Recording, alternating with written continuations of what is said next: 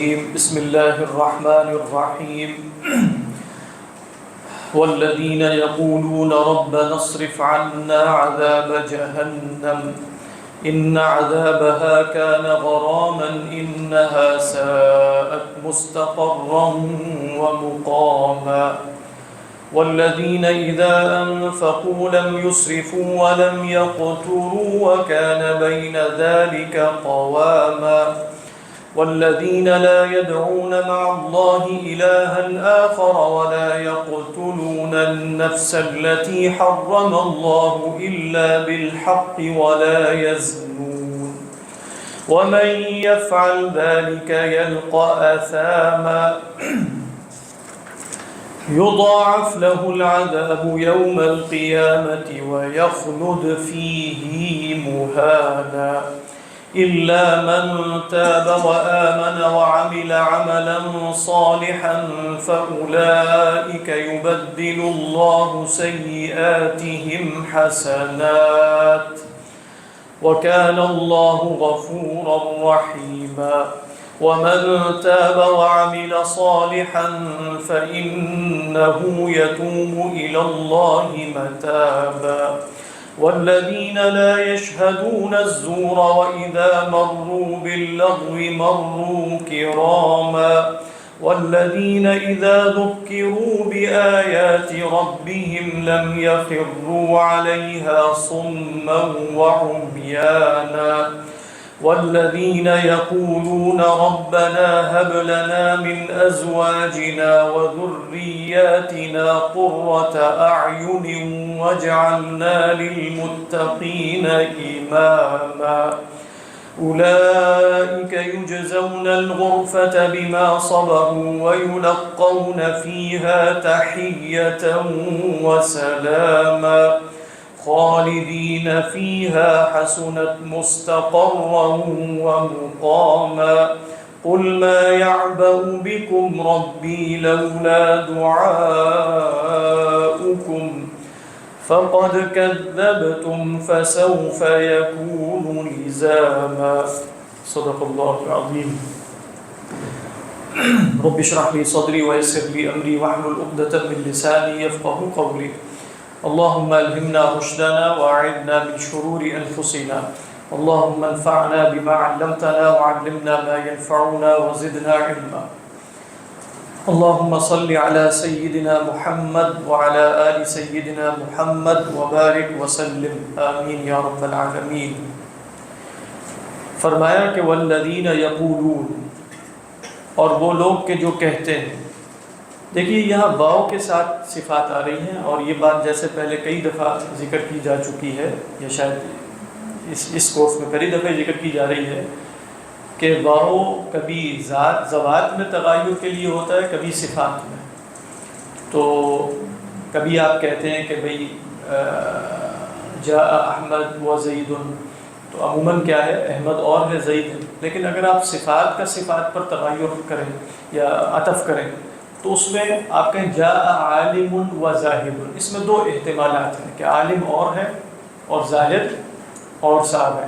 لیکن جب آپ صفات پیش نظر رکھ رہے ہیں اور یہ اس میں مشتق ہے عالم و زاہد، تو یہ بھی قوی احتمال موجود ہے کہ ایک ہی صاحب ہیں جن کی صفات کا ایک دوسرے پر عطف کیا گیا. تو جاء عالم و زاہد و فقیہ، تو آپ پوچھیں گے من ہم یا من ہوا؟ کہا کہ عمومی سوال ہوگا من ہوا، کہیں گے فلان فلان فلان. تو یہاں بھی آپ دیکھ رہے ہیں کہ عباد الرحمن آیا تھا الذین، اس کے بعد یہ بھی کہا جا سکتا تھا الذین یبیتون لربہم سجدا وقیاما الذین یقولون، یہ بھی ممکن تھا. لیکن یہاں کیا ہے والذین یبیتون والذین یقولون، تو یہ عطف الصفات علی الصفات ہے. قرآن مجید شروع یہیں سے ہوتا ہے. آپ دیکھیں والذین یؤمنون بما انزل الیک وما انزل من قبلک، تو اس سے قبل متقین تھے. تو والذین سے کیا مراد؟ کچھ اور لوگ، وہی لوگ ہیں جن کا ذکر پہلے کیا گیا. اسی طرح آپ دیکھیے سورہ آل عمران میں بھی کہ وہاں فرمایا کہ واللہ یحب المحسنین والذین اذا فعلوا فاحشۃ، تو اللہ اہل احسان سے محبت کرتا ہے. اور وہ لوگ، اکثر علماء نے کہا کہ نہیں یہ محسنین ہی کی تعریف ہو رہی ہے کہ ان سے بھی کبھی کبھار گناہ سرزد ہو جاتے ہیں. والذین اذا فعلوا فاحشۃ او ظلموا انفسهم ذکروا اللہ. فرق کیا ہے بلاغی اعتبار سے؟ یعنی اگر آپ کہیں کہ دونوں ہی جائز ہے، آپ یہاں الذین بھی کہہ سکتے تھے اور والذین بھی کہہ سکتے ہیں، تو والذین کیوں آیا، پھر واو کیوں آیا؟ الذین بھی آ سکتا تھا. تو کیا صرف تنوع مراد ہے یا اس کے اندر کوئی بلاغی نقطہ بھی ہو سکتا ہے؟ علماء نے کہا کہ بالکل ممکن ہے. اور ایک یہ ہے کہ جیسے ان کی یہ ہر صفت اس قابل ہے کہ اس کو الگ الگ ذکر کیا جائے، یعنی گویا ہر صفت ایک انڈیپینڈنٹ صفت ہے اور ہر صفت گویا اپنا ایک علیحدہ ذکر چاہتی ہے. تو اگر الذین تو جیسے لگ رہا ہے کہ یہ صفات بہت سی لوگوں میں ہیں، لیکن کہا جا رہا ہے ایک صفت یہ ہے اور ایک اور صفت یہ ہے اور ایک اور صفت یہ ہے. تو گویا ہر صفت آپ یوں کہیں کہ ہر صفت جیسے بورڈ لیٹرز میں ہو جائے گی اگر آپ واو کے ذریعے عطف کریں، اور اگر آپ صرف الذین بدل کے اصول کے تحت لے کر آئیں تو پھر جیسے اتنی ترکیز یا اتنی تاکید نہیں ہوتی. اللہ اعلم.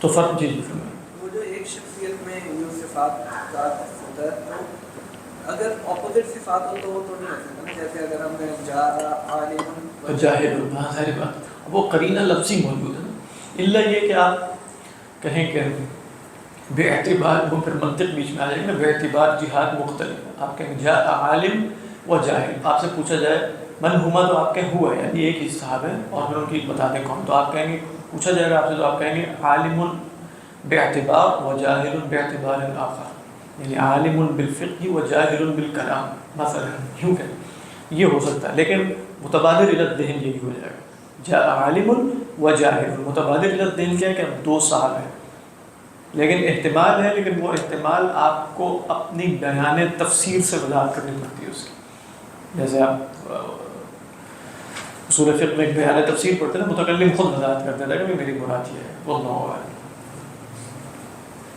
یا آپ یوں کہیں کہ قرینہ حالیہ آپ کو بتا دیں، ایک صاحب داخل ہوئے ہیں، آپ کہیں جاء فقیہ جاء عالم و جاہل، آپ کہیں صاحب ایک ہی، تو کوئی آپ معلوم ہو جائے گا کہ انہی صاحب کو با اعتبار جاہل کہا جا رہا ہے اور با اعتبار عالم کہا جا رہا ہے. واللہ اعلم.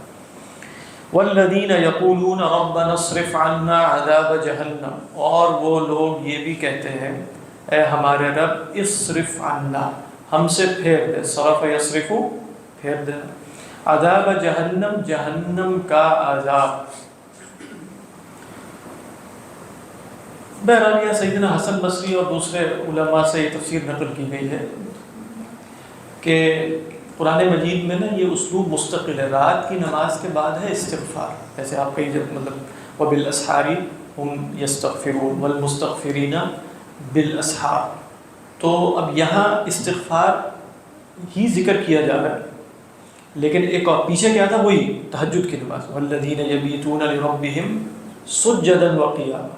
تو اس کے فوری بعد کیا ہے، حضرت حسن بصری فرماتے ہیں کہ بھئی وہ یمشون علی الارض تواضعا ویغضون لیالیہم سجدا وقیاما ولکن مع ذلک یخافون ویستغفرون، یعنی اس کے باوجود انہیں جہنم کی آگ کا اندیشہ رہتا ہے. تو ایک تو ہے نا ہم عقیدے کا بیان کرتے ہیں، عقیدے میں تو ہم بتائیں گے کہ بھئی جو اہل سنت کا اسٹیبلش عقیدہ ہے کہ موحد جنت میں جائے وغیرہ وغیرہ، لیکن جو مزاج بندگی قرآن مجید اور اللہ کے رسول صلی اللہ علیہ وسلم نے پیدا کیا ہے وہ اس طرح کا نہیں ہے. یہ نہیں میں کہہ رہا کہ وہ عقیدے کے برخلاف، وہ مزاج بندگی یہ ہے کہ یہ لوگ مطلب تمام نیک افعال کے باوجود اپنے آپ کو جہنم کا مستحق ہی سمجھ رہے ہوتے ہیں اور انہیں نہیں نظر آ رہا ہوتا کہ جہنم سے بچنے کی کوئی صورت موجود ہے. والذین یؤتون ما آتوا وقلوبہم وجیلۃ انہم الی ربہم راجعون. تو آپ دیکھ رہے ہیں تمام نیک اعمال کے فوری بعد کیا کہا، ربنا. اسی طرح آپ پڑھتے ہیں الذین یذکرون اللہ قیاما وقعودا وعلی جنوبہم ویتفکرون فی خلق السماوات والارض ربنا ما خلقت هذا باطلا سبحانک فقنا عذاب النار. اب یہی مستقل یہی اسلوب، ربنا انک من تدخل النار فقد اغزیتہ. تو سلف کے جتنے بھی واقعات ملتے ہیں نا وہاں جہنم کے خوف سے رونے کا بھی کافی ذکر آتا ہے، یعنی جہنم کے خوف سے تھرتھرانا، جہنم سے پریشان رہنا. یہ بہرحال مزاج مطلب ایسا لگتا ہے کہ اس کی بہت قلت ہو گئی، یعنی جہنم ٹھیک ہے وجود ہے لیکن کافروں کے لیے اللہ نے بنایا ہے، ہمارا تو لیکن اس سے ہے بھی نہیں، تو ہم نے تو یہ سلف کا طرز عمل تھا. تو آپ دیکھ رہے ہیں کہ یہاں عباد الرحمن ہی کی دعا نقل کی جا رہی ہے، اور سورہ آل عمران میں بھی ساری دعاؤں کا تعلق اسی سے، ربنا انک من تدخل النار فقد اخزیتہ وما للظالمین من انصار، اس کے بعد پھر ربنا فاغفر لنا ذنوبنا، اور پھر ربنا وآتنا ما وعدتنا علی رسلک ولا تخزنا، وہاں بھی بات یوم القیامہ، یہاں بھی بات اصرف عنا عذاب جہنم، ہم سے جہنم کے عذاب کو پھیر دے۔ اس کا مطلب کیا ہے؟ دیکھیں یہ بھی کہا جا سکتا ہے ربنا اغفر لنا ذنوبنا ربنا لا تدخلنا جہنم، لیکن ربنا اصرف عنا عذاب جہنم، علماء نے کہا اس میں اشارہ یہ ہے کہ جیسے جہنم کا عذاب تو آ رہا ہے، ان کو نظر آ رہا ہے کہ وہ سامنے سے آ رہا ہے، جیسے کوئی مصیبت آ رہی ہو، کوئی بلا آ رہی ہو، کوئی تکلیف آ رہی، تو آپ کہتے ہیں اس کو پھیر دیں میرے سے۔ اس کا مطلب کیا ہے پھیرنے کا؟ کہ اس کا رخ میری طرف ہے، یہ تو جیسے ڈی فیکٹو سی سچویشن ہے کہ وہ میری طرف ہی آ رہا ہے، لیکن میں اللہ سے درخواست کر رہا ہوں ربنا اصرف عنا۔ اس میں بھی اشارہ کیا ہے کہ لا، جیسے علماء نے کہا لا یضلون باعمالہم، اپنے اعمال پر کوئی ناز یا اس کی رویت سرے سے ہے ہی نہیں، کوئی رویت نہیں، کیونکہ وہ کہہ رہے ہیں کہ بالکل جیسے ہم جہنم میں جا رہے ہیں، ربنا اصرف عنا عذاب جہنم، یہ ان کا طرز عمل ہے، اس لیے اللہ نے ان کے اعمال کی بڑی تعریف ہے۔ یہ پہلے بھی جیسے ذکر کیا تھا کہ قرآن مجید اگر آپ دیکھ جہاں اہل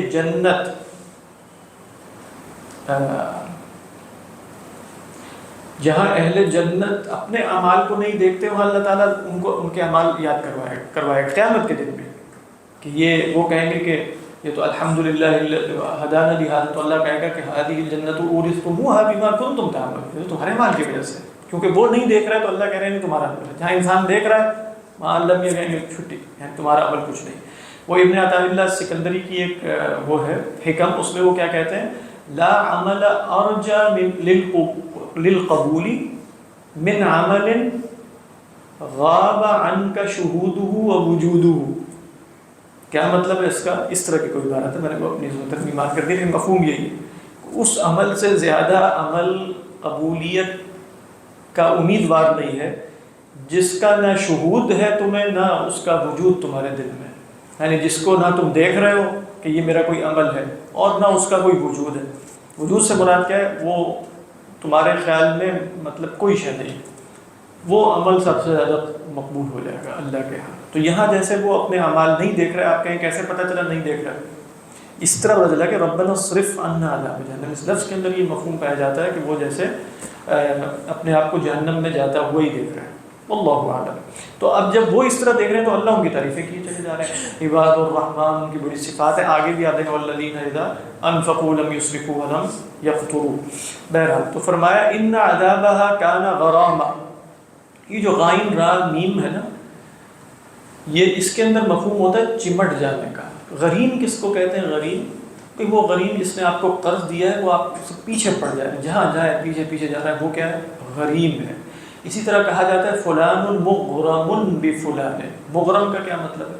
مغرم کا مطلب ہے بھئی وہ اس کی محبت میں ایسا گرفتار ہو گیا کہ بھئی اس کے تصور سے وہ پیچھا نہیں اب چھڑا سکتا۔ اسی طرح غرام کس کو کہتے ہیں؟ غرام محبت کے بہت سے درجات میں سے ایک درجہ بھی، غرام وہ کیا ہے؟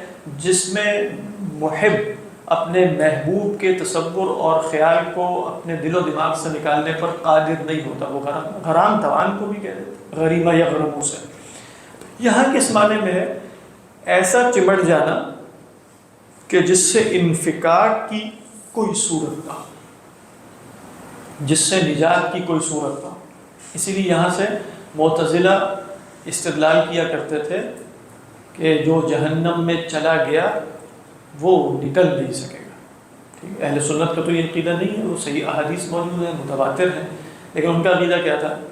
کہا کہ ان عذابها كان غراما والغرام ما لا يفارق، اور تم کیا کہتے ہو کہ یفارق، کہ وہ جہنم میں جانے کے بعد بھی نکل جائے، تو یہ ان کی دلیل درست نہیں تھی۔ یہاں اصل میں ان عذابها كان غراما میں یہ قضیہ کب درست ہو جائے گا کہ جہنم کی آگ کچھ لوگوں کے لیے تو لازماً غرام ہوتی، بات واضح ہو جائے گی۔ یہاں یہ قضیہ کلیہ باعتبار متعلقین نہیں تھا کہ ان عذابها كان غرابا لكل احد، یہ تو نہیں کہا نا ان عذابها كان غراما، یہ قضیہ درست ہے کہ نہیں؟ اہل سنت کے ہاں بھی درست ہے کہ نہیں؟ اہل سنت کے ہاں درست اس وقت نہیں ہوگا کہ جب کوئی شخص یہ کہہ دے کہ جہنم بھی فنا ہو جائے گی. پھر کہا جا سکتا ہے کہ اس پہ بات لیکن وہ تو اس کے قائل نہیں. بہرحال انہا ساعت مستقرا، ساعت اصل میں یہاں علماء نے کہا بئست کے معنی میں ہے. وہ جو بئس اور نعمہ جو ہے وہ افعال مدح اور افعال ذم ہے نا، تو اس کے بعد اصل میں کیا انہا ساعت، ساعت کا فاعل کیا ہیا کی ضمیر مستتر، اور جو مخصوص بالمدح والذم ہے نا وہ ہے ساعت مستقرا و مقاما جہنم، یا پھر ہیا کی ضمیر وہاں محذوف معنی. اور یہ کیا ہے، یہ تمییز ہے. یعنی ساعت جہنم بہت بری، با اعتبار ایش یعنی کس اعتبار سے بری، مستقرا مستقر کے اعتبار سے اور قیام گاہ کے اعتبار سے. علماء نے کہا کہ مستقر تھوڑی دیر کا قیام، اقامت جو ہے وہ مستقل قیام ہے. اس میں خود اشارہ کر دیا، یعنی کہا اہل سنت نے کہ جو تم نے ان عذابها کان غراما سے دلیل پکڑی تھی، اس میں بتایا جا رہا ہے وہ مستقر اور مقام میں فرق تو ہے. امام راضی فرماتے ہیں اصلاً فرق یہی ہے کہ مستقر ہے جیسے سلف سے بھی ہے لی عصاۃ المسلمین، والمقام مستقر جہاں آپ قرار پکڑیں، وہ دائمی نہ ہو، وہ اقامت نہ ہو، قرار پکڑیں. جیسے آپ اذا استویتم علیہ، استوا علی کا ایک مطلب قرار پکڑنا ہے، لیکن اس کا مطلب یہ نہیں کہ آپ ہمیشہ سواری پہ بیٹھے رہیں گے، آپ سواری سے اتر جائیں گے. لیکن جب آپ کہتے ہیں اقمت بالمکان، تو اس کا مطلب میں نے اقامت وہاں اختیار کر لیا. تو کہا کہ چاہے تھوڑی دیر کے لیے رہنا ہو یا مستقل رہنا ہو، دونوں اعتبارات سے جہنم بری ہے. انہا ساعت مستقرا و مقاما، ٹھیک، دونوں ہی ظرف مکان ہے. ٹھیک ہے، یعنی آپ کہیں مطلب مصدر میمی بھی ہو سکتا ہے، اور وہ مستقل رہنے کی جگہ کے اعتبار سے اور وقتی طور پر رہنے کی جگہ کے اعتبار سے جہنم بہت بری ہے. اور دوسرا یہ کہ وہ وقتی اقامت کے اعتبار سے، وقتی استقرار کے اعتبار سے اور وقتی اقامت کے اعتبار سے بری جگہ. یہ مصدریہ معنی ہوتا ہے. مکان کیا کہہ رہے ہیں؟ نہیں وہ تو قام یقوم سے ہے نا، یہ اقام یقیم سے ہے. آپ جانتے ہیں باب جو ثلاثی مزید فی کے ابواب ہے اس میں ظرف مکان و زمان جو ہے وہ اس میں مفعول کے بدل میں آتا ہے. تو وہ مقام ہوگا کھڑے ہونے کی جگہ، مقام مستقل رہنے کی جگہ نہیں ہوتی، مقام مستقل رہنے کی جگہ، اقام یقیم سے. نیچے کیا لکھا، ان عذابها، فرماتے ہیں وما بعدہ یحتمل. اچھا کہتے ہیں جو ان عذابها اور انہا ساعت، یہ اس میں دو احتمالات ہیں کہ یہ اللہ کا کلام بھی ہو سکتا ہے، یعنی ان کا کلام کہاں ختم ہو جائے، عباد الرحمن کا والذین یقولون ربنا اصرف عنا عذاب جہنم. اس کے بعد اللہ فرماتے ہیں ان عذابها کان غراما انہا ساعت مستقرا مقاما. اور یہ بھی احتمال ہے کہ وہ اپنی دعا میں یہ بات کہہ رہے ہیں. سمجھ میں آ رہی ہے؟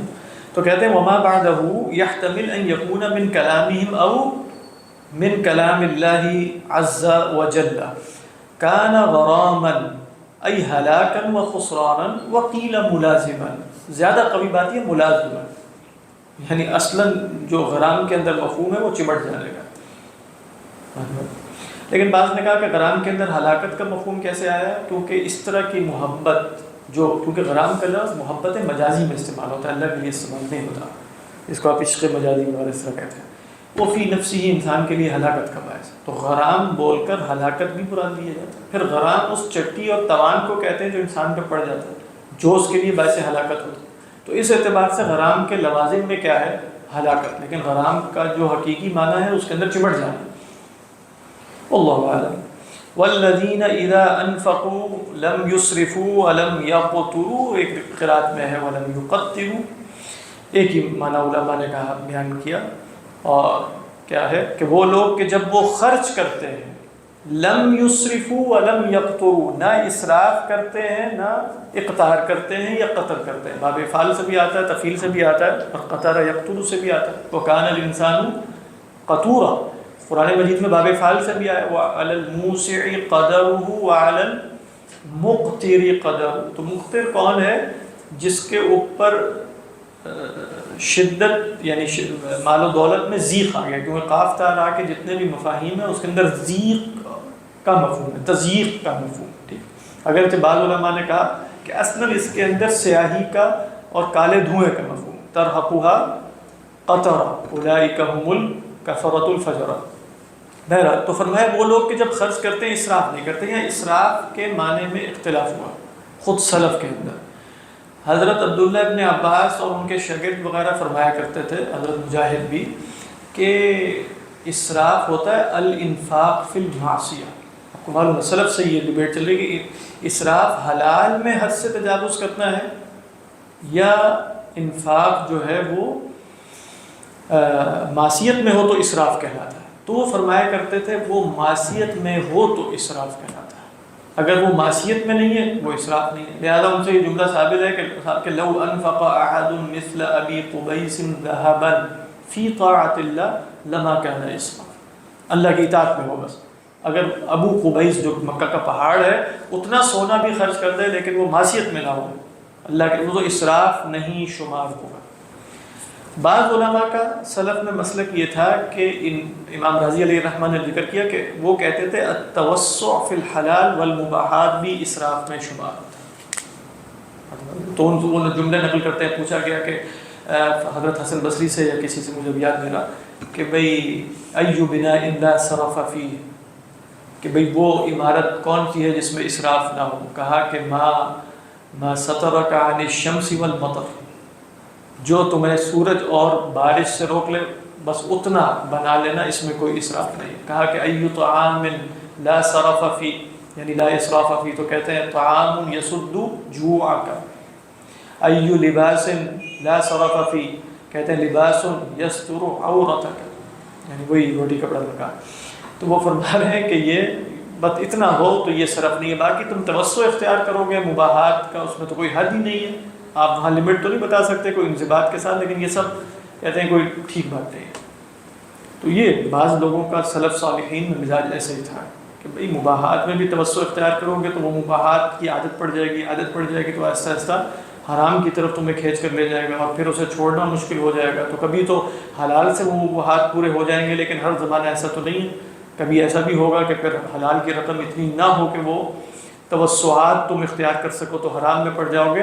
تو لہذا اسراف میں یہ بھی شامل. لیکن بعض علماء نے یہاں کہا کہ اصلاً ابھی نا یہاں اسراف کی ڈیفینیشن کہ وہ الانفاق فی المعصیہ ہے یا غیر معصیت, یہ مراد نہیں ہے. مراد یہ ہے کہ وہ اپنے انفاق میں معتدل ہوتے ہیں بس. والذین اذا انفقوا ولا تجعل يدك مغلولة الى عنقك ولا تبسطها كل البسط فتقعد ملوما محسورا. تو یہاں بتایا جا رہا ہے کہ نہ وہ ایسے ہیں کہ بس فضول خرچیوں میں پیسے اڑاتے چلے جائیں, یہ نہ وہ بخیل ہوتے ہیں. کان بین ذلک قواما, اس کے درمیان عدل پر ہوتے ہیں. کان بین ذلک قواما ای کان انفاقهم بین ذلک ای بین الاسراف والتقتیر یا بین الاسراف والقطر یکون معتدلا عدلا. قوام کا بتاتا ہوں بات واضح. والذین اذا انفقوا لم يسرفوا ولم يقتروا وكان بين ذلك قواما, اور وہ ان کا انفاق ان دونوں کے درمیان, بین ذالک سے کیا مراد ہے, بین ھذا و ذاک, قواما معتدل ہوتا ہے. لیکن علماء نے قوام کے بارے میں بتایا کہ قوام اصل میں معتدل اور عدل کو, ایک ہوتا ہے قوام, ایک ہوتا ہے قوام, ایک ہوتا ہے قوام. وہ اور الرجال قوامون علی النساء, تو قوام تو قائم بھی یعنی کسی کی ذمہ داری اٹھانے سے اس میں مبالغہ ہے نا. فعال جو ہے وہ اسم الفاعل کا مبالغہ ہے نا, تو وہ قائم کا مبالغہ ہے. یہ جو قوام ہے یہ اسم ہے بمعنی عدل. قوام کیا ہے, اسم بمعنی عدل. قوام کیا ہے, قوام بھی اسم ہے لیکن وہ استعمال ہوتا ہے ما یقوم به الشیء, جس کے ذریعے کوئی معاملہ کھڑا ہو. آپ کہتے ہیں نا اس مسئلے کا قوام کیا ہے, ما قوام هذه, تو آپ بتائیں کہ اس مسئلے کی بنیاد کیا ہے, جس کی بنیاد پہ یہ کھڑا ہوا ہے, اس کو قوام کہتے ہیں. اور قوام کیا ہے, العدل, درمیانی شے, معتدل. تو نیچے پڑھیں والذین اذا انفقوا لم يسرفوا ولم يقتروا. الاقتار هو التضييق في النفقة والشح وضده الاسراف. ٹھیک ہے, یعنی التضييق في النفقة والشح, شح بھی اقتار کہلاتا ہے. اور فرمایا وضده الاسراف فنہا عن الطرفین وامر بالتوسط بینہما, اور وہ جو درمیانی کیفیت ہوتی ہے اس کو کیا کہا جاتا ہے, وہو القوام, اسی کو ہم قوام کہتے ہیں. وذلك في الانفاق في المباحات وفي الطاعات واما الانفاق في المعاصي فهو اسراف. دیکھیے حضرت عبداللہ ابن عباس کی تفسیر انہوں نے لے لی. کہتے ہیں وہ یہ ہوتا کیا ہے کہ قوام ہے کیا کہ آپ خرچ کریں مباحات اور طاعات میں، اور جہاں تک معاصی میں خرچ کرنا ہے تو وہی اسراف ہے، چاہے کم ہی خرچ کیا کیوں نہ جائے. یعنی کم خرچ کرنا بھی اسراف ہے معاصی میں. حد سے آگے بڑھنا ہے لغت میں تو یہی ہے. یعنی صرف جو ہے نا وہ جیسے تجاوز الحدود کو کہتے ہیں. لیکن اب تجاوز الحدود خصوصاً نہیں، تجاوز الحدود اور بھی، لیکن انفاق میں تجاوز الحدود اس کو اسراف کہا جاتا ہے. اب آپ دیکھ رہے ہیں کہ لغوی معنی اگر اس کا تجاوز الحدود ہے تو دونوں معنی اس کے اندر شامل ہیں.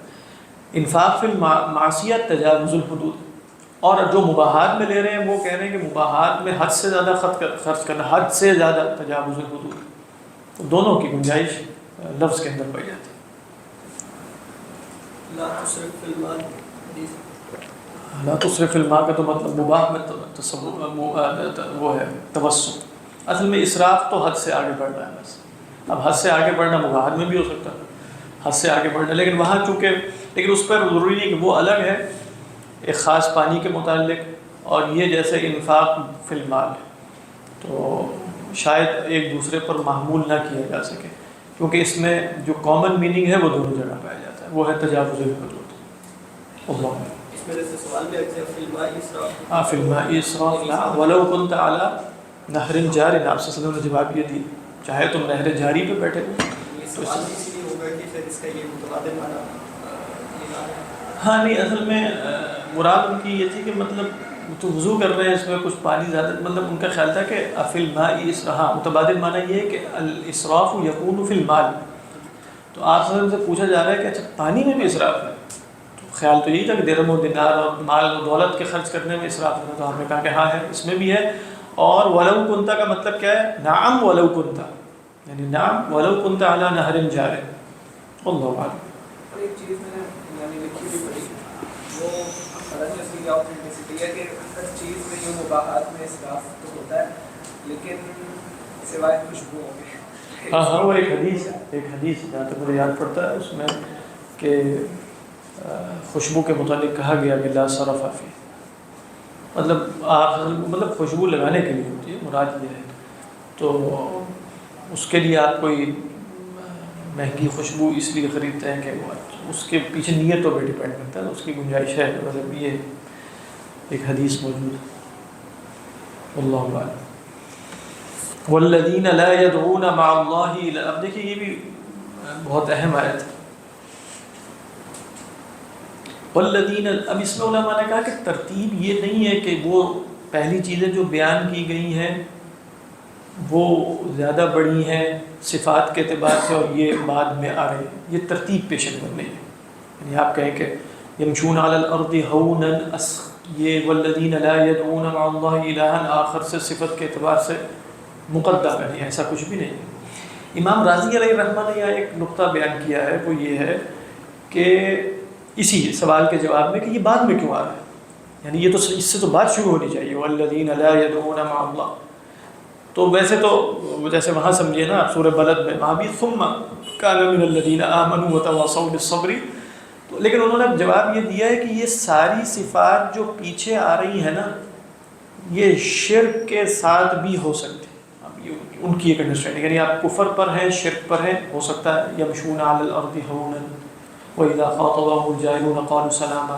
آخرت کو تو عیسائی بھی مانتے ہیں، یہودی بھی مانتے ہیں، وہ بھی دعا کر سکتے ہیں وَالَّذِينَ يَقُولُونَ رَبَّنَا اصْرِفْ عَنَّا عَذَابَ جَهَنَّمَ کرتے بھی ہیں.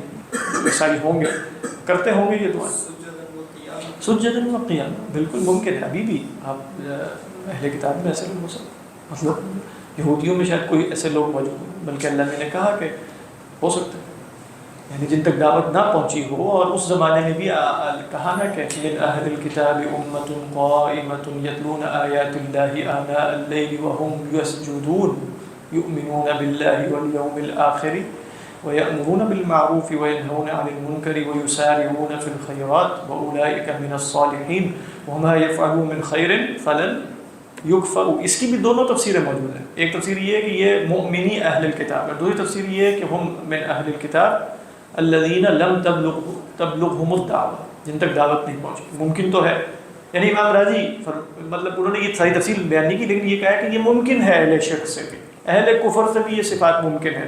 تو آگے اور والذین اذا انفقوا لم یسرفوا ولم یقتروا بھی ممکن تو ہے کہ وہ انفاق میں بھی معتدل ہو. لیکن فرمایا کے ساتھ یہ بتا دیا کہ لا يدعون مع اللہ الہا آخر. یہ تین بڑے گناہ بھی ذکر کر دیے، وہ قتل نفس ناحق اور وہ کیا ہے جو آگے پڑھا ہے زنا. لیکن ان میں سب سے پہلی شے کیا ہے؟ والذین لا يدعون مع اللہ الہا آخر. تو توحید کا بیان بھی کر دیا کہ عباد الرحمن کی صفت غالبہ صفت توحید ہے. واللہ اعلم. والذین لا يدعون مع اللہ الہا آخر، اور وہ لوگ کہ جو نہیں پکارتے اللہ کے سوا، یا دونوں ترجمے ممکن ہیں کہ نہیں عبادت کرتے اللہ کے سوا. الہا آخر اہم قید نہیں ہے، اہم قید اس اعتبار سے کہ یہ نہیں کہا والذین لا يدعون مع اللہ احدا آخر، فرق ہوتا نا. تو پھر اگر یہ کہہ دیا جاتا تو آپ تو یہاں سے بھی دور سے کسی کو پکار نہیں سکتے تھے کبھی، کیونکہ کسی کو کسی معبود کو نہیں پکارتے.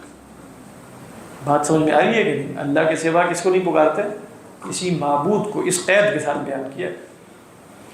اس سے کیا پتہ چل رہا ہے کہ وہ پکارنا شرک ہو جائے گا جس میں جس کو پکارا جا رہا ہے اس کے بارے میں معبود ہونے کا اعتقاد رکھ لیا.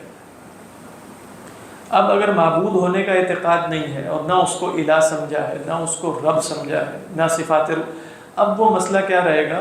وہ عقیدے شرک اور کفر سے ہٹ کر نیچے آ جائے گا، وہ بدعت کے درجے میں آ سکتا ہے، منکر کے درجے میں، اور اس کی فقہی تقسیمات بھی ہو سکتی ہے. لیکن یہاں الہًا آخر کی قید ہے. جو دوسرے حضرات ہیں وہ ان آیات کو کیسے سمجھ رہے ہیں؟ وہ یہ سمجھ رہے ہیں کہ الہًا آخرہ کی قید جو ہے وہ اصلاً دعوت کے ساتھ، جس کو بھی پکار لیا گیا وہ الہًا شمار ہو جائے گا. پکارنا کسی کو الہ بنا لینا ہے. بات باقی جہاں تک اہل سنت کا عمومی مزاج تھا وہ اس طرح نہیں دیکھا کرتے تھے. وہ اس طرح نہیں دیکھتے تھے کہ محض دعا، مجرد دعا عبادت ہو جاتی ہے جب تک معبود کا عقیدہ نہ رکھا جائے اس کے بعد. جی ابن تیمیہ علیہ الرحمہ ان کا خیال اسی طریقے پر کہ وہ مجرد پکار لینا ما فوق السبب، سبب تو ہمارے ہاں ویسے ہے ہی کچھ نہیں، لیکن ما فوق السبب پکار لینا وہ ہے. جو لوگ اس ما فوق السبب پکارنے کو اگر معبود نہیں بنائے شریف نہیں، کہ ان کے ہاں نا سبب بھی کچھ نہیں ہے وہ چیزوں کے. عجیب بات یہ ہے کہ یہ لوگ کہ جن پر شرک کا فتویٰ لگایا جا رہا ہے وہ یہ بھی اعتقاد نہیں رکھتے کہ چیزوں میں کوئی خاصیت ہوتی ہے، یعنی سبب کو ہی نہیں مانتے. اور جو لوگ ان پر شرک کا اعتقاد رکھ رہے ہیں، لگا رہے ہیں، وہ چیزوں میں خاصیت کے قائل ہیں، سبب کی تاثیر کے قائل ہیں. یہ بڑی عجیب بات ہے. خیر یہ ایک اور مسئلہ ہے، یہ بات میں ڈسکس کیا جائے گا. ابھی اس آیت پہ غور کیجئے، یہ بہت اہم آیت ہے کہ والذین لا يدعون. دیکھیے یہ وہی آیت ہے جہاں امام غزالی ہوں یا ابن تیمیہ علیہ الرحمہ دونوں نے یہاں افلاطونی نظریہ بیان کیا. افلاطونی نظریے سے مراد یہ ہے کہ آپ جانتے ہیں کہ ابھی بھی جب آپ اخلاق کا بیان کرنا شروع کرتے ہیں تو جو ریپبلک ہے افلاطون کی، اور مطلب اصل آپ کہیں کہ سوکریٹس مطلب سقراط کا، وہ نظریہ عدل کیا تھا یا نظریہ اخلاق کیا تھا، چاہے اسی بنیاد پہ اس نے اپنی پوری ریپبلک بھی تشکیل دی نا، پھر اسی مطلب تقسیم بنائی کہ بھئی فلاسفر جو ہیں وہ یہ کریں گے. اور یہ تو وہاں انسان کے اندر اس نے کیا تقسیم کی تھی کہ بھئی تین قوتیں ہوتی ہیں. ایک قوت نظریہ ہے، ایک قوت شہویہ ہے، اس کے ذریعے کیا ہوتا ہے جلب منفعت، اور ایک قوت غضبیہ ہے جس کے ذریعے کیا ہوتا ہے دفع مضرت. یہ تین قوتیں ہیں. اصل میں ان تین قوتوں کا اعتدال نصیب ہو جائے تو اسی کو عدل کہتے ہیں. یعنی ہر قوت کا ایک افراط ہے، ایک تفریط ہے، ایک افراط ہے، ایک تفریط ہے. ان تین قوتیں، یہ تینوں قوتیں افراط و تفریط سے نکل کر معتدل حالت پر آ جائیں تو اس کو کیا کہا جاتا ہے؟ یہ صاحب اخلاق انسان ہے. یہ نظریہ یہ کیا ہے؟ کیا ہے؟ ہاں اگر علم کی سطح پر ہو تو افلاطون نے کہا اس کو وزڈم کہتے ہیں، حکمت. اگر علم معتدل ہو جائے تو وہ کیا ہے؟ حکمت. اگر قوت شہویہ معتدل ہو جائے تو وہ عفت. قوت غضبیہ معتدل ہو جائے تو وہ کیا ہے؟ شجاعت. یہ ایسے امام غزالی نے بھی بیان کیا. یہاں بھی علامہ ابن تیمیہ علیہ الرحمہ نے بھی فرمایا انہی تینوں قوتوں کی بات ہو رہی ہے. والذین لا يدعون مع اللہ الہا آخر، یہ قوت نظریہ علمیہ کی معراج ہے کہ اللہ کو پہچانا جائے اور انسان توحید پہ کھڑا ہو جائے. وَلَقَدْ آتَيْنَا لُقْمَانَ الْحِکْمَةَ، اس نے حکمت وزڈم کہہ دیا حکمت، لیکن اس کا اللہ نے کیا تعلق جوڑا؟ اشکر للہ اور یشکر. اس کے بعد یا بنی لا تشرک باللہ. تو قوت نظریہ جو علمیہ انسان کے اندر ہے اس کا اعتدال حکمت ہے، اور حکمت کی معراج کیا ہے؟ توحید. تو یہاں اللہ نے توحید کا بیان کیا. اس کے بعد کہا کہ قوت غضبیہ کا اعتدال یہ ہے کہ جہاں اس کا استعمال عقل کے لیے، وہ کیا کہتا تھا افلاطون کہ عقل گورن کرے گی نا، جہاں عقل کہے کہ استعمال ہو وہاں کر لیا جائے، جہاں کہے کہ نہ ہو نہ کیا جائے. تو کہا کہ یہاں بھی اللہ تعالیٰ یہ بتا رہے ہیں وَلَا يَقْتُلُونَ النَّفْسَ الَّتِي حَرَّمَ اللَّهُ إِلَّا بِالْحَقِّ. بس اب ہم الحق کو کہتے ہیں شریعت سے اگر اس کا ثابت ہو جائے. تو یہ قوت غضبیہ کا اعتدال ہے. اس کے بعد آپ دیکھیے وَلَا يَزْنُونَ، اس میں قوت شہویہ کی طرف اشارہ کہ وہ زنا بھی نہیں کرتے. تو یہ تینوں قوتیں حالت اعتدال پر ہیں. تو یہی حکمت ہے، یہی عدل ہے، یہی صاحب اخلاق ہونا وغیرہ وغیرہ. تو یہ مطلب افلاطون کوئی چھوٹا موٹا آدمی تو تھا نہیں، آپ جانتے ہیں. ہم یہ نہیں کہہ رہے کہ یہ افلاطون کی تصدیق میں اللہ نے اتارا. مراد ہے افلاطون نے بھی یقیناً کوئی ما قبل انبیاء سے یا کوئی تعلیمات پہنچی ہوں گی، وہاں سے حاصل کیا ہوگا. جیسے کہ بہت سے علماء کا خیال یہ ہے کہ ہم یونانی فلسفوں، یہ جو بڑے بڑے فلسفی تھے خاص طور پہ پائتھاگورس جو ہے، اور مطلب کیا نام تھا اس کا، اس کو کیا کہتے ہیں، ہاں مطلب جو جس کا یہ تھیورم بھی ہے وہ میٹرک کی کتابوں میں ہوتا تھا، فیثاغورس. بہت عجیب و غریب آدمی تھا یہ جو صاحب تھے. اور اس کے بعد یہ سقراط، اور یہ بعض بزرگوں کا خیال ہے کہ ان سے ما قبل انبیاء کی تعلیمات پہنچی تھی، لہذا ان کے نظریات ہوا اور محض عقل کی بنیاد پہ نہیں. جیسے عبدالعزیز الپرہاروی ہے نا، جنہوں نے شرح لکھی شرح العقائد نبراس کی، تو انہوں نے بھی یہ بات کی، انہوں نے یہ لکھا ہے کہ اس طرح محسوس ہوتا ہے کہ یہ محض ان کے عقلی علوم نہیں ہے. تو یہ گویا انسانیت کی انبیاء علیہ السلام کی مشترکہ میراث ہے کہ یہ تین قوتیں اعتدال پر لانا ضروری ہے. والذین لا يدعون مع اللہ الہا آخر، توحید سب سے اوپر ہے. اس کے بعد اس کے تابع ہو کر انسان کے اندر جو مختلف، جس کو آپ طبیعت کہہ لیں اس کی، جس کے اندر چاہت بھی ہے اور نفرت بھی ہے، ان سب قوتوں کو اعتدال پر لانا، توحید کے تابع کرنا، شریعت کے تابع کرنا، یہ مقصود ہے. اللہ عنہ. جو 10 کمانڈمنٹس ہیں یہ بھی شاید یہی چیز آتی ہے، وہ ذرا سے مقبل بالکل وہ سے مقبل سورہ اعراف میں بھی اور سورہ بنی اسرائیل کی آیات کے بارے میں بھی یہ خیال، جیسے وہاں بھی آیا کہ وَلَا تَقْتُلُوا النَّفْسَ الَّتِي حَرَّمَ اللَّهُ وَقَضَىٰ رَبُّكَ أَلَّا تَعْبُدُوا إِلَّا إِيَّاهُ وَبِالْوَالِدَيْنِ إِحْسَانًا، وہاں سے بات شروع ہوئی. اور پھر یہ قتل نفس کا ذکر آیا، اور پھر آپ دیکھیں زنا کا ذکر آیا، وَلَا تَقْرَبُوا الزِّنَا إِنَّهُ كَانَ فَاحِشَةً وَسَاءَ سَبِيلًا. وہاں بھی تینوں سورہ بنی ادھر قُلْ تَعَالَوْا أَتْلُ مَا حَرَّمَ رَبُّكُمْ عَلَيْكُمْ، یہ سورہ نام ہے. وہاں بھی یہ جو آیات ہے نا کہ اللہ تشرکوا به شیئا وبالوالدین احسانا، اس کے بعد پھر ولا تقتلوا، اور اس کے بعد ولا تقربوا الفواحش ما ظهر منها وما بطن. تو یہ ترتیب جیسے اب یہ موسیٰ علیہ السلام تو ان سے باقبل ہے. اب یہ سقراط جو ہے وہ 400 سال قبل مسیح، جیسے کچھ میں اس کی وفات ہوئی، تو حضرت موسیٰ علیہ السلام تو کم از کم جیسے 1400 سال قبل مسیح. حضرت ابراہیم علیہ السلام جو ہیں وہ 2000 سال کے قریب قبل مسیح ہیں. تو یہ بات تو جیسے انبیاء علیہ السلام نے بتائی ہوئی ہے اصلا کہ یہ تین چیزیں بنیادی طور پہ جیسے ان کو ٹھیک رکھنا چاہیے، تو یہی فلاسفہ نے ملے. حضرت موسیٰ علیہ السلام کے شاگرد، اور حضرت موسیٰ علیہ السلام کی دعوت پہنچی ہوگی، یونان میں بھی پہنچی ہوگی، ایتھنس میں بھی پہنچی ہوگی. وہ تو شہریہ میں پیٹ کی چاوت بھی تو اصل میں قوت شہویہ میں نا ہر وہ شے شامل ہے کہ جس میں آپ اپنا نفع دیکھ کر اسے حاصل کرتے ہیں.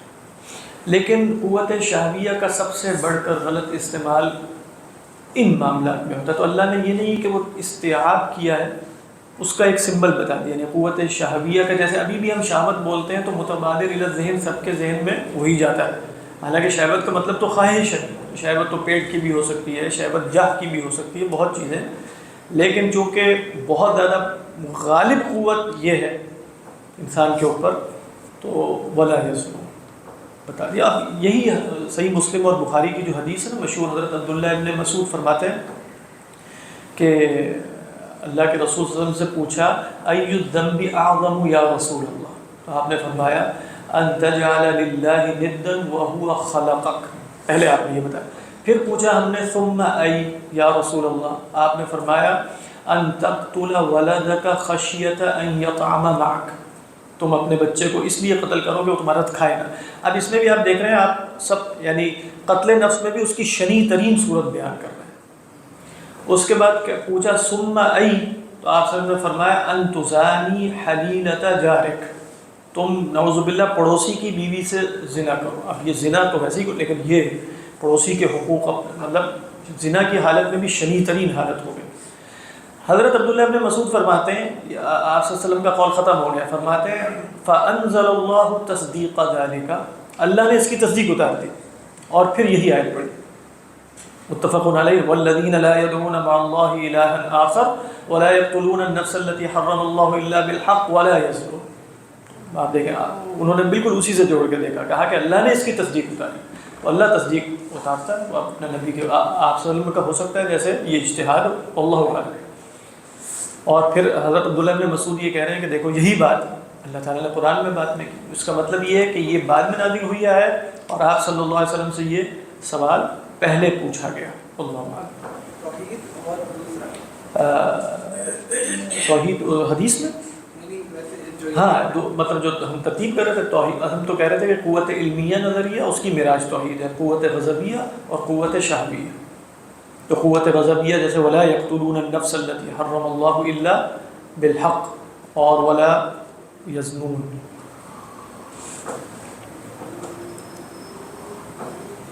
ومن یفعل ذلك یلقى اثاما، فرمایا جو یہ کام کرے گا نا، یہ کام جو پیچھے مذکور ہوئے، یلقى اثاما، اس گناہ کی جزا پائے گا۔ لیکن آسام جو آسام نہیں، آسام جمع ہے اسم کی، یہ کیا ہے؟ اسامہ، یہ ہے مصدر، کہا کہ اسامہ یأثم، اسم بھی مصدر ہے، اسامہ یأثم اسمن و اسامن، اس کو کہتے ہیں گناہ کی جزا دینا۔ کیا مطلب؟ کہتے ہیں اسم اللہ فلانا، یہ جملہ بولا جاتا ہے اسم اللہ فلانا، اس کا کیا مطلب ہے؟ جازاہ اللہ علی اسمہ، علی اسمہ، علی اسمہ نہیں علی اسمہ، اللہ نے اس کو اس کے گناہ کی جزا دی۔ تو اصل میں آسام کیا ہے؟ جزاء الاسم، گناہ کا کیا، اسی وزن پر جیسے آتا ہے آسام، اسی پہ ہے وبال، اسی پر ہے نکال، یہ سب کیا ہے؟ وبال بھی اصل میں جزا ہے، نکال بھی اصل میں ایسی سزا دینا ہے جو عبرت کا باعث ہے۔ نکال ینکلو کا مطلب ہے دوسروں کو بھی روک دے۔ تو یلقى اسامہ، وہ اس کی جزا پائے گا، وہ اس کو فیس کرے گا، جیسے یوں کہا جا رہا ہے۔ نیچے فرماتے ہیں وَمَن يَفْعَلْ ذَلِكَ، دوسری رائے بھی وہ بتا دیا جیسے اسم کے معنی میں، وَمَن يَفْعَلْ ذَلِكَ يَلْقَى أَثَامًا أَيْ عِقَابًا، ٹھیک ہے، تو یعنی یہاں عقاب سے مراد جزا ہے۔ وَقِيلَ الْأَثَامُ الْإِثْمُ، کہا کہ یہ بھی ہو سکتا ہے کہ آسام سے مراد خود گناہ ہی ہو، تو آپ جیسے کہیں گے نا تم اپنے گناہ کا سامنا کرو گے، تو مراد کیا؟ گناہ کا سامنا کرنا ہے، گناہ کی جزا کا سامنا کرو۔ وَمَن يَفْعَلْ ذَلِكَ، اور یہ بھی مراد ہو سکتی ہے کہ وہ اس کو دیکھے گا، فَمَن يَعْمَلْ مِثْقَالَ ذَرَّةٍ خَيْرًا يَرَهُ وَمَن يَعْمَلْ مِثْقَالَ ذَرَّةٍ شَرًّا يَرَهُ، فَمَعْنَاهُ، معنی تو یہ نکلے گا نا یلقى جزاء اثام۔ تو اب اگر ہم اسم کے معنی میں لیں گے تو آسام خود جزا نہیں رہے گی، بلکہ کیا ہو جائے گا؟ آسام کی جزا کو پائے گا۔ تو آسام کیا ہوگا یہاں؟ بمعنی گناہ کے، نہ کہ گناہ کی جزا کے۔ پھر یہ جو آگے قول بتا رہے ہیں نا، یہ سلف میں کئی صحابہ سے ثابت ہے۔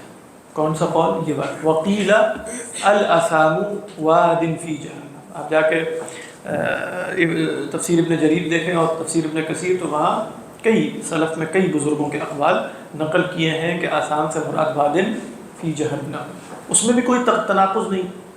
سلف کو معلوم تھا کہ آسام سے مراد جزائے گناہ ہے، لیکن وہ بتا رہے ہیں کہ وہ جزا کیا ہے؟ وہ جزا جہنم کی ایک وادی ہے. ٹھیک ہے، تو اگر آپ غور کریں گے تو ان تمام اقوال میں کوئی تناقض نہیں پایا جاتا. والاشارۃ بقوله ذلك الى ما ذکر من الشرك بالله وقتل النفس بغیر حق والزنا. یہ جو کہا نا ومن يفعل ذلك، کہہ رہے ہیں ذالک میں اشارہ کس کی طرف ہے؟ یہ جو ما قبل مذکور ہے.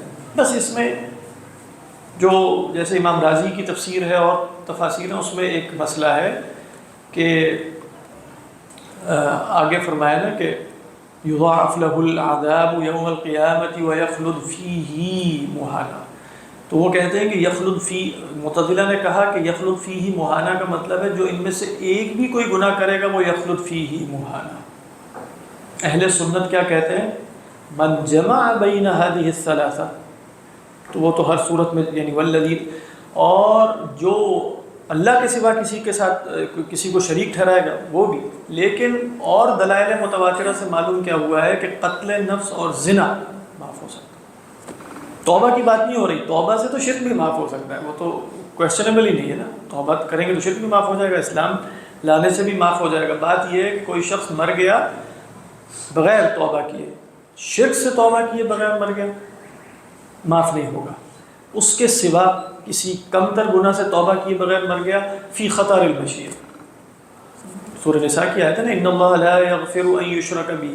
یہ آپ کہہ سکتے ہیں توبہ کے متعلق نہیں، کیونکہ اگر توبہ کرنے سے بھی شرک معاف نہیں ہوتا تو دروازہ ہی بند ہے. تو ان اللہ لا یغفر ان یشرک بہ تائبین کے لیے نہیں ہے، غیر التائبین کے لیے، تو ان کا شرک معاف. ویغفر ما دون ذلک لمن یشاء، تو ما دون ذلک میں قتل نفس بھی شامل ہے. ما دون ذلک میں آگے یہ اختلاف ذکر بھی کریں گے. حضرت عبداللہ ابن عباس سے چونکہ ایک قول مروی تھا نا کہ قتل نفس والے کی توبہ نہیں ہے، قتل نفس والے کی توبہ نہیں ہے. اہل سنت اس کی تعبیرات مختلف کرتے ہیں، اور اگر کہتے ہیں بالفعل ان سے ثابت بھی ہو تو یہ صرف ان کا مسلک رہے گا ان دی اینڈ، جو خطا ہے یقینی جو کیا ہے. لیکن وہ کہتے ہیں کہ اصلا حضرت عبداللہ ابن عباس نے یہ ان لوگوں کو کہا تھا کہ جن کا قتل کا ارادہ تھا. واللہ اعلم. کہا نا کہ بھئی رأیت فی عینیہ القتل. حضرت عبداللہ ایک روایت میں ہے کہ ان سے آگے کسی نے پوچھا کہ حل للقاتل توبہ، انہوں نے کہا لا، قاتل کی کوئی توبہ نہیں. جب بعد میں ان سے پوچھا گیا تو انہوں نے کہا مجھے پتا تھا کہ اس کی آنکھوں میں قتل، اس کی آنکھوں میں خون اترا ہوا تھا، یہ قتل کے لیے جا رہا ہے، تو میرے پاس سے گزر کے پہلے پوچھ یہ رہا ہے کہ قاتل کی توبہ تو ہو جائے گی نا. تو میں نے اس کو کہا کہ نہیں، تاکہ یہ قتل کے ارادے سے باز آ جائے. واللہ اعلم. لیکن اب اہل سنت کا جو مسلک ہے سب کا، یعنی چاہے وہ اشاعرہ ہوں، ماتریدی، سلفیاں ہوں، سب کیا کہتے ہیں کہ بھئی قاتل کی بھی توبہ قبول ہو سکتی ہے. وہ حدیث آپ نے سنی ہوگی من قتل، جو ہے وہ سوری اس حدیث سے استدلال درست نہیں ہے ویسے وہ لوگوں نے کیا، کیونکہ وہ تو دنیا میں توبہ کر رہے ہیں. اصل مسئلہ دنیا میں توبہ کا نہیں ہے، اصل مسئلہ ہے اذا مات من غیر توبۃ، اذا مات من. لیکن ابن کثیر علیہ الرحمہ نے اس کا ذکر کیا ہے اس حدیث 100 قتل والے، کیونکہ وہ تو دنیا میں توبہ کر چکا ہے، ارادہ کر چکا ہے دنیا میں توبہ کا. اب اس کی سبیل ڈھونڈ رہا ہے کہ توبہ میں کیسے کروں، یعنی کیا کروں. نہیں، اب اس نے اصل میں عالم کے پاس یہی گیا نا کہ انا قتلت 99 نفسا فهل لي من توبۃ فقال لا، اس کو بھی قتل کر دیا. ایک اور عالم کے پاس پہنچا کہ هل لي من توبۃ، نعم لگا توبہ، اور پھر بتایا کہ اس سرزمین سے تم نکل جاؤ یہاں سے. تو گویا وہ توبہ کرنے کے لیے ہی جا رہا ہے نا مختلف لوگوں کے پاس. تو لہو قصد الى التوبۃ و ارادۃ، تو وہ اس میرا نہیں خیال کہ وہ محل نظام میں داخل ہوگا. اصل میں محل نظام تو یہ ہے کہ من مات من غیر توبۃ، یہ مات بالتوبہ ہے. واللہ اعلم. اللہ تعالی. اچھا، یضاعف له العذاب یوم القیامۃ ویخلد فیہ مہانا. اس کے لیے عذاب یضاعف بڑھا چڑھا کر دیا جائے گا. یضاعف کہتے ہیں، ضعف کہتے ہیں ڈبل کو، ٹھیک ہے. یضاعف کہتے ہیں دگنا چگنا کرتے ہیں. یا ایھا الذین آمنوا لا تأکلوا الربا اضعافا مضاعفہ. مضاعفہ کہاں سے نکلا؟ وہ یہیں سے نکلا نا، باب مفاعلہ سے. تو وہ اضعاف ضعف کی جمع ہے. اس کے لیے یعنی ایسا شخص جو یہ کام کرے گا نا، اس کے لیے تو عذاب کو کئی گنا بڑھایا جائے گا قیامت کے دن. بڑھانے کا کیا مفہوم؟ ایک مفہوم تو یہ ہو سکتا ہے نا کہ باقی لوگوں کی نسبت بڑھایا جائے گا، یہ بھی مفہوم ہو سکتا ہے.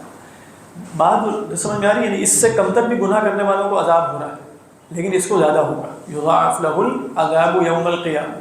دوسرا مفہوم یہ ہو سکتا ہے کہ یضاعف سے مراد ہے استمرار، اس میں کبھی ختم، کیونکہ پیچھے آیا نا، آگے آ رہا ہے یخلد فیہ، تو یہ یخلد فیہ جو ایک عذاب کے بعد دوسرا، دوسرے کے بعد تیسرا، تیسرے کے بعد چوتھا، بڑھاتے ہی چلے جائیں گے، ختم نہیں ہوگا۔ یہ مفہوم بھی ہو سکتا ہے یضاعف کے اندر۔ تو یضاعف کے اندر جب یہ احتمالات ہیں نا، تو یہاں سے عذاب قبر پر استدلال مشکل ہے، اس لیے ہمارے علماء اس آیت سے استدلال علی عذاب القبر نہیں کرتے، کہ یعنی کیسے استدلال بنتا ہے کہ بڑھا دیا جائے گا، تو بڑھا دیا جائے گا تو اس کا مطلب پہلے بھی ہو رہا ہے، پہلے ہو رہا ہے تو اس کا مطلب ہے کہ وہ عذاب قبر ہے۔ یہ استدلال ضعیف ہے۔ دیکھو یضاعف کا ترجمہ اگر آپ یوں کریں کہ قیامت کے دن عذاب ان کو بڑھا دیا، ان کا عذاب بڑھا دیا جائے گا، تو پھر اس کا کیا مطلب ہے؟ قیامت سے ماقبل بھی عذاب ہونا چاہیے کہ جس میں اضافہ کر دیا جائے گا قیامت کے دن، تو قیامت سے ماقبل جو عذاب ہوگا وہ کون سا عذاب شمار ہوگا؟ عذاب قبر۔ تو عذاب قبر نہیں ہوگا؟ ہوگا، اس آیت سے استدلال درست نہیں ہے۔ فرق ہے نا کہ عذاب قبر فی نفسی ہی حق ہے، لیکن یہاں سے مشکل۔ علماء جو استدلال قرآن سے کیا کرتے تھے وہ سورہ غافر کی آیت ہے، جہاں فرمایا گیا نا کہ النار یعرضون علیہا غدوا وعشیا، یہ آل فرعون صبح شام آگ پر پیش کیے جائیں گے۔ اس کے بعد فرمایا وَيَوْمَ تَقُومُ السَّاعَةُ أَدْخِلُوا آلَ فِرْعَوْنَ أَشَدَّ الْعَذَابِ۔ تو اس سے پتہ یہ چلا کہ یہ جو عرض ہے آگ پر، یہ ماقبل ہے قیامت کے دن سے۔ باقی اصلاً استدلال سنت سے نہ کہ قرآن سے۔ قرآن میں اشارے ہیں، ایک اور اشارہ کیا ہے کہ جب وہ ان کی جانیں قبض کرتے ہیں تو فرمایا کہ وَلَوْ تَرَىٰ إِذِ الظَّالِمُونَ فِي غَمَرَاتِ الْمَوْتِ وَالْمَلَائِكَةُ بَاسِطُو أَيْدِيهِمْ أَخْرِجُوا أَنفُسَكُمْ الْيَوْمَ تُجْزَوْنَ عَذَابَ الْهُونِ، تو الْيَوْمَ جس دن ان کی جانیں قبض کی جا رہی اسی دن اب عذاب دیا جائے گا، کہا کہ اس میں بھی اشارہ برزخی عذاب کی طرف، اللہ اعلم۔ تو فرمایا وَيَخْلُدْ فِيهِ مُحَانَہ، ہماری قرأت فِيهِ میں ہی کے اوپر کھڑی زبر، کھڑی زیر کے ساتھ ہے، ٹھیک ہے۔ تو دوسری قرأت ہے وَيَخْلُدْ فِيهِ مُحَانَہ، یہ بھی قرأت متواتر ہے۔ تو ہم کیسے پڑھیں گے؟ ہم اس کو تھوڑا سا لمبا کرتے ہیں نا، ایک الف وَيَخْلُدْ فِيهِ مُحَانَہ، فِيهِ مُحَانَہ نہیں، مُحَانَہ آپ دیکھ رہے ہیں احانہ یُحِینُ احانۃ سے اس میں مفعول ہے، یعنی بہت بے قدرہ ہو کر جہنم میں داخل ہوگا، ہمیشہ رہے گا۔ خاص سے پہلے زیر آئے یا تو یا آئے پھر ضروری نہیں، فی ہی بھی تو ہم کو ہوتا ہے، فی ہی ہم عربی میں تو فی ہی بولتے ہیں، ہی کا شکل ہے، ہی ہوتا ہے اس میں جیسے ہاں، لیکن یہاں اصل میں ما قبل ساکن ہے، اصول تو ہے لیکن مطلب یعنی مطلب آپ کہہ سکتے ہیں کہ بول چال میں زیادہ آسان فی ہی ہے، لیکن یہ عرب دونوں طرف بولتے تھے، اس لیے اگر قرات دونوں طرح ہے تو اس کا مطلب ہے عربوں کے استعمالات دونوں طرح۔ وَيَخْلُدْ فِيهِ مُحَانَہ کے بارے میں کہتے ہیں قِیلَ نَزَلَتْ فِی الْکُفَّارِ لِأَنَّهُمْ مُخَلَّدُونَ فِی النَّارِ بِإِجْمَاعٍ، ٹھیک ہے، فَكَأَنَّهُ قَالَ الَّذِينَ، دیکھیں اور سے الَّذِينَ يَجْمَعُونَ بَيْنَ الشِّرْكِ وَالْقَتْلِ وَالزِّنَا، ٹھیک ہے، یہ وہ لوگ ہیں جو ان تینوں چیزوں کو جمع کرتے ہیں، تو من جمع بین هذه الثلاثه فانه مخلد فی نار جہنم ابد الآبدین ودہر الداہرین، ایسے ہی۔ پھر کہتے ہیں وقیل نزلت فی المؤمنین الذین یقتلون النفس ویزنون، کہہ رہے ہیں اہل ایمان بھی داخل ہے اس میں جو زنا یا قتل کرتے ہیں۔ اب بتاتے ہیں فاما علی مذہب المعتزلہ فالخلود علی بابی، اگر ہم بالفرض کہیں کہ اہل ایمان اس میں داخل ہیں تو معتزلہ کے مذہب پر تو خلود علی بابی ہی ہے، خلود کا مطلب ہمیشہ ہی رہے گا، کیونکہ معتزلہ یہی کہتے ہیں، خوارج بھی یہی کہتے ہیں، معتزلہ بھی یہی کہتے ہیں۔ دونوں میں فرق کیا ہے؟ خوارج دنیا میں ہی کافر بنا لیتے ہیں، معتزلہ دنیا میں جیسے آپ کہیں اسے مومن سے نکال کر مسلم پر لے جاتے ہیں، کوئی منزلہ بین المنزلتین انہوں نے رکھی بھی ہے کہ ایک مومن ہوتا ہے ایک کافر ہوتا ہے، ایک درمیانی کسی سٹیج پہ ہوتا ہے، لیکن آخرت میں اس کا کیا فائدہ ہوگا؟ آخرت میں فائدہ جنت میں نہیں جا سکے گا، لیکن اصلی کافر سے عذاب میں کچھ تخفیف ہی رہے گی، لیکن رہے گا ہمیشہ وہاں۔ فالخلود علی بابی، یعنی علی باب سے مراد ہے کہ جو اس کا حقیقی لغوی معنی ہے اسی کے مطابق ہے، یعنی فالخلود علی بابی فی اللغہ، یوں کہ علی بابی فی المعنی الحقیقی۔ وَأَمَّا عَلَى مَذْهَبِ أَهْلِ السُّنَّةِ، اب اگر آپ کہیں مذہب اہل سنت میں اگر ہم کہیں کہ اس میں اہل ایمان بھی داخل ہے. پھر کیسے سمجھیں؟ فالخلود عبارۃ عن طول المدت، تو فالخلود عبارۃ عن طول المدہ وليس الخلود بمعنى المکوث ابدا. ٹھیک.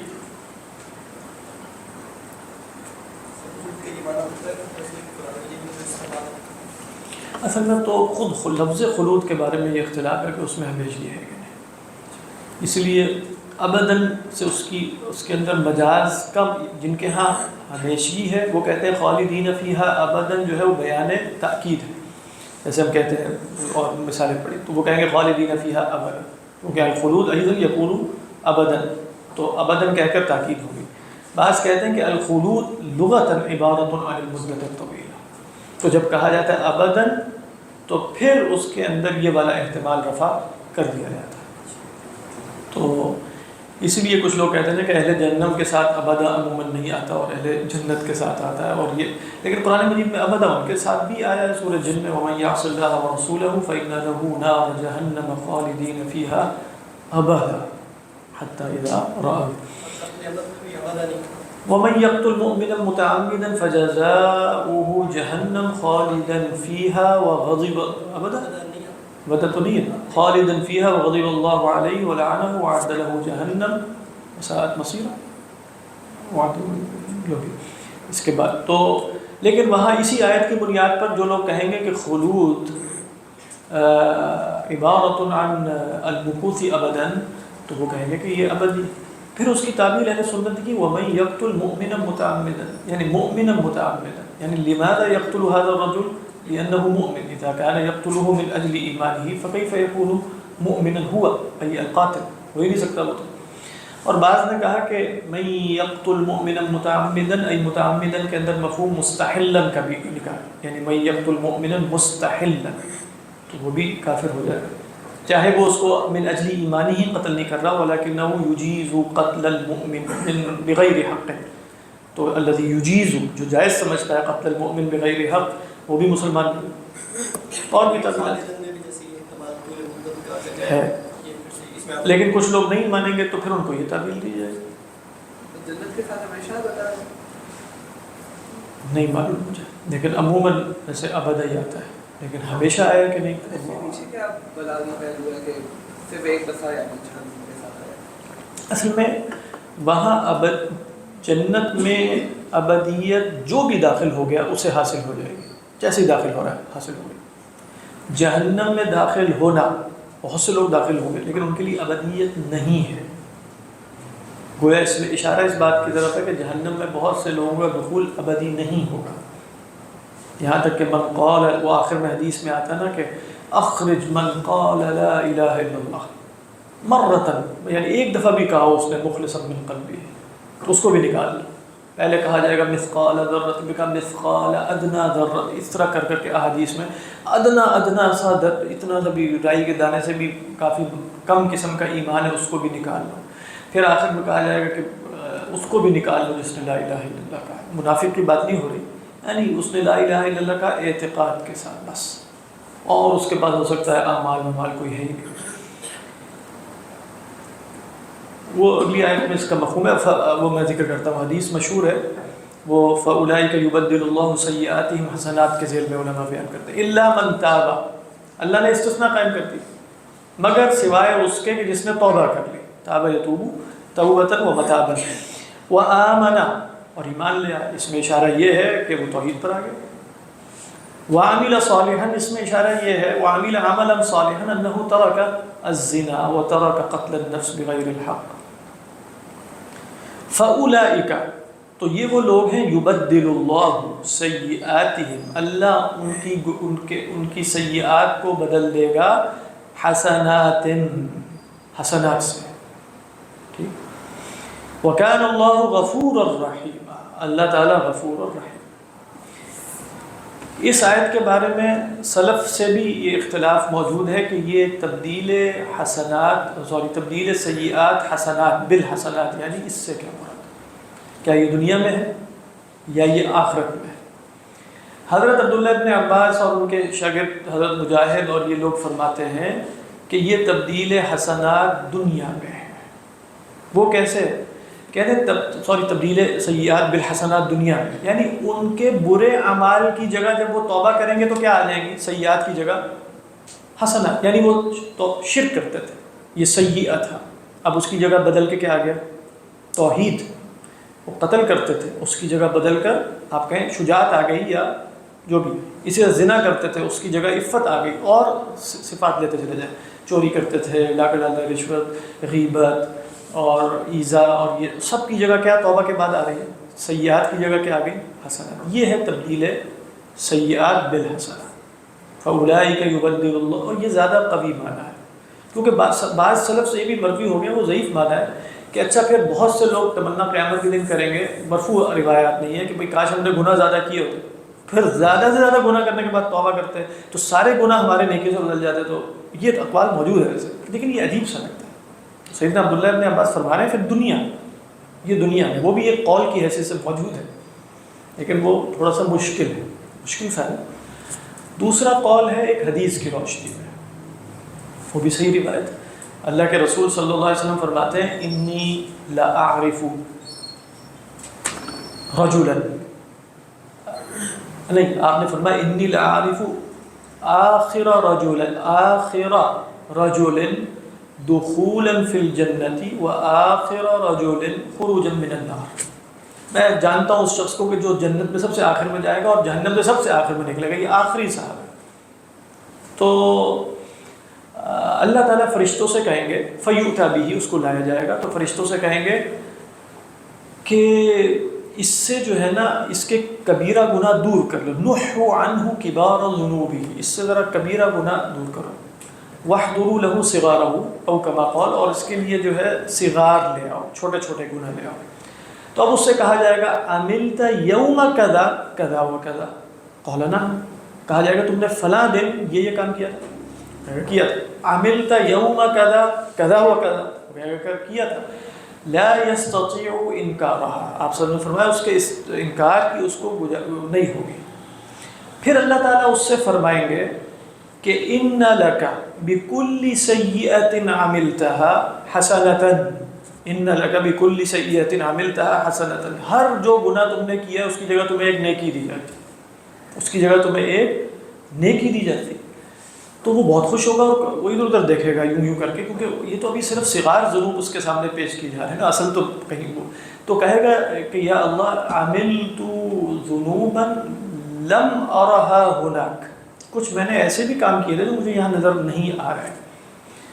تو یہاں حدیث ختم ہو گئی، اللہ کے رسول اللہ کی حدیث بیان کرتے ہوئے ہنس پڑے، فضحک رسول اللہ صلی اللہ علیہ وسلم حتی بدت نواجذہ، آپ بہت مسکرائے، کہ مطلب مسکرائے اس بات پہ کہ اللہ کی رحمت بڑی وسیع ہے کہ وہ سارے گناہ، اب یہاں کیا ہو رہا ہے، یہ آخری صاحب ہے، لیکن اب تبدیل سیئات کا ایک مفہوم یاد دیا گیا نا، فإن لک بکل سیئۃ عملتها حسنہ، سزا کے بعد ہو رہا ہے، سزا کے بعد ہو گیا، تو اگر توبہ نہیں کی تب بھی ایسا ہوگا، لیکن اس میں سزا کا احتمال موجود رہے گا۔